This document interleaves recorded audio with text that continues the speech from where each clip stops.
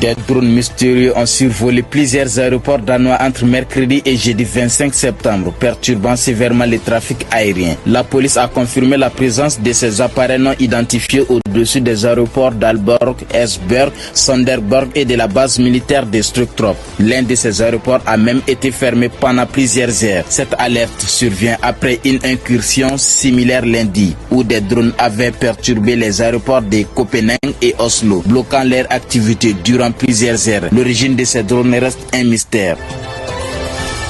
Mercredi 24 septembre, à l'occasion de l'Assemblée générale de l'ONU, les dirigeants de plus de 120 pays ont pris la parole pour un sommet crucial sur le climat. Une occasion unique de présenter leur engagement pour les 10 prochaines années face à une crise climatique déjà bien présente, avec des catastrophes naturelles qui frappent chaque coin du globe. Les attentes étaient élevées, mais les actions restent insuffisantes. Mais pour les experts, ces efforts sont loin d'être suffisants. La communauté internationale aurait besoin de 3 fois plus d'ambition. Le président français Emmanuel Macron a, lui, réaffirmé l'engagement européen pour la COP30, appelant à se baser sur les faits scientifiques.